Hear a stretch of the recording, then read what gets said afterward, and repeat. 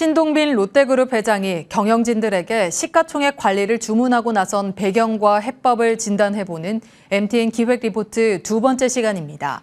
롯데그룹이 주식시장에서 저평가받고 있는 이유는 업황 사이클 못지않게 안정 중심의 경영을 한다는 기업 이미지가 한몫했을 텐데요. 그런 롯데가 최근 달라지고 있다는 평가가 나옵니다. 실적 개선을 위해 파격적인 변신을 하는가 하면 신사업 투자에도 적극 나서고 있습니다. 최보윤 기자입니다. 코로나19 직격탄으로 실적 부진 터널에 갇혔던 롯데쇼핑. 경제활동 재개, 이른바 리오프닝과 함께 날개를 다시 펼쳤습니다. 롯데쇼핑은 올 상반기 1,146억 원의 순이익을 내며 2019년 이후 3년 만에 흑자 전환에 성공했습니다. 실적이 발표된 다음 거래일이던 지난 8일, 롯데쇼핑의 주가는 전 거래일보다 4.6% 뛰었고 시가총액은 1,300억 원가량 늘었습니다.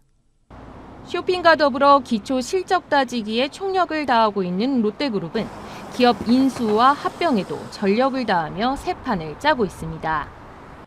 올 들어 편의점 미니스톱을 인수하는가 하면 롯데푸드와 제과를 합병한 것이 대표적인 사례입니다. 롯데는 또 앞으로 5년간 37조 원을 투자하겠다는 계획도 내놨습니다. 바이오와 모빌리티 등 사업 영역을 다각화하기 위한 신사업 투자에도 적극적입니다.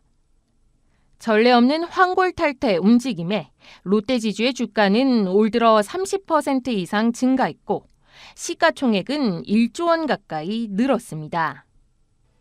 다만 자사주 매입과 소각 등 주주 친화 정책에 있어 더욱 적극적일 필요가 있다는 제안도 나옵니다.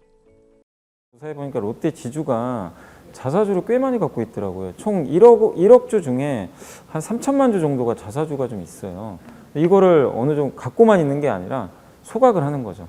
어느 정도 뭐 현금은 있는 기업이니까 그렇게만 되면 신사업이나 브랜드 가치가 아니더라도 당연히 시총이 올라갈 수 있거든요. 그래서 실제 주주들과 시장 기대에 부응하기 위한 노력도 가속화되고 있습니다. 앞서 롯데케미칼은 3년간 3천억 원 규모의 자사주 매입 계획을 밝혔고 롯데하이마트는 지난해 창사 이래 처음으로 자사주 매입에 나서기도 했습니다. 또 롯데지주 등 주요 상장 계열사들은 배당 성향을 30% 이상으로 높이는 것을 목표하고 있고 롯데렌탈은 지난해 하반기 한 차례에 그쳤던 기업 설명회를 올 상반기에만 8차례로 늘리며 적극 소통에 나서고 있습니다. 그럼에도 롯데지주와 쇼핑, 케미칼 등 롯데 주요 상장사들의 주가 순자산 비율은 0.5배에 못 미치는 실정.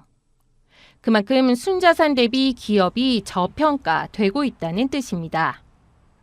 우량한 펀더멘털이 실적으로 연결되고 경영진들이 시가총액을 높이기 위해 전폭적인 주주 환원에 나선다면 밸류에이션의 정상화가 멀지 않을 것으로 분석됩니다. 머니투데이 방송 최보윤입니다.